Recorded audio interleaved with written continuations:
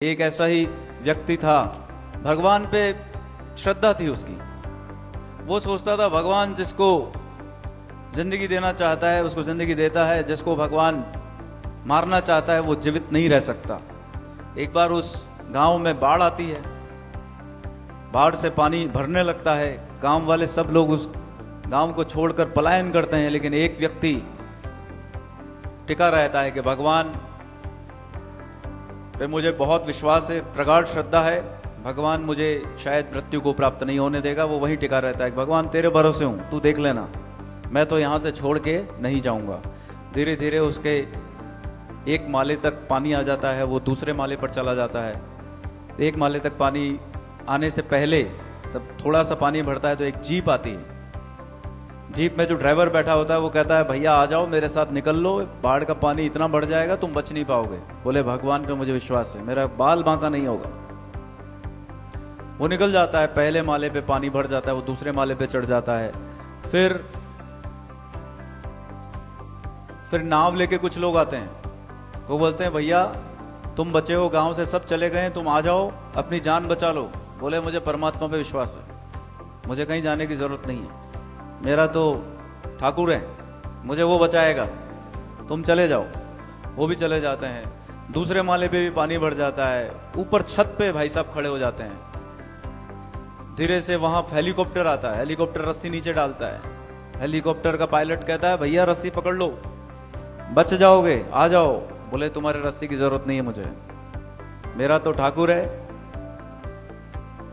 मैं उसके भरोसे हूं, मेरा बाल बाका नहीं होगा। वो हेलीकॉप्टर भी चला जाता है। अब आप में से बताइए कि वो व्यक्ति बचा होगा या नहीं बचा होगा।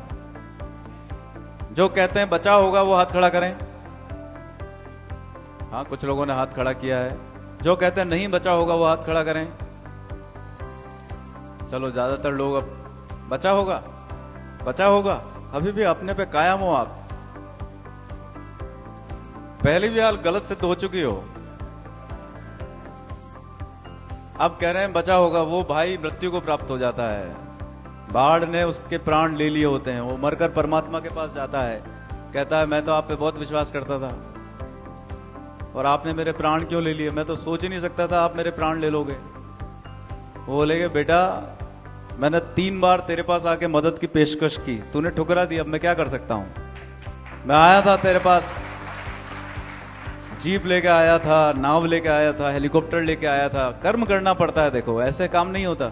भगवान पे आप विश्वास करके सड़क के बीच में खड़े हो जाओ, मेरा तो एक्सीडेंट हो ही नहीं सकता, भगवान पे विश्वास है मुझे, बच जाओगे आप। विश्वास उस लेवल का हो